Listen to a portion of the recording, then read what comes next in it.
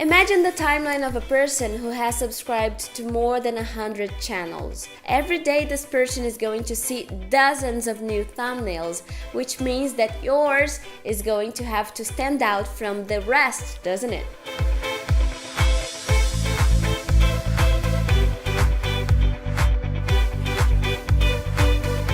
Hi everybody, I'm Carina Fragozo and I have a channel called English in Brazil, where I teach English to Brazilians and discuss a variety of topics.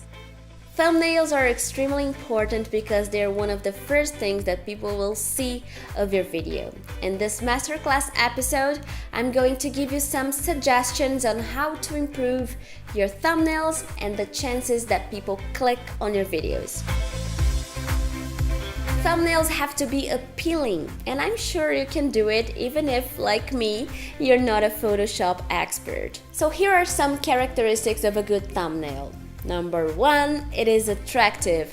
Of course, it needs to be attractive, it needs to stand out, so a good thumbnail is beautiful, it has nice contrasts, and it makes people feel excited to watch your video.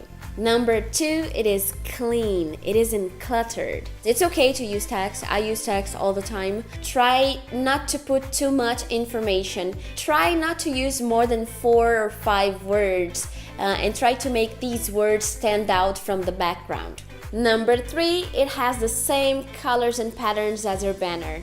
It is important because it shows your identity and it makes people easily recognize your video. And number 4, it has a human element. People want to see your face, they want to establish a connection with you. So try using close-ups on faces or showing strong emotions. I know it may sound silly, but it does help. I used to look the same in all my thumbnails, always the same smile and the same face, which is okay, but it's boring and predictable.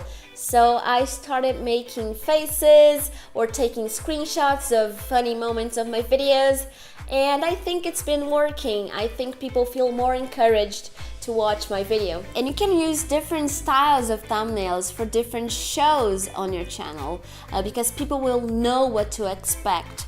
For example, I have a series called Survival English where I teach basic English to survive abroad, and I have a very specific design for this series. So when people see one of these thumbnails, they will immediately recognize this video as a Survival English video by Carina Fragozo. So now you know how your thumbnails can make you get more views. In the next masterclass video, which is the last one in this series, we're going to talk about some finishing touches like playlists, subtitles, and end screens that can help you stand out amongst so many channels. See you next video!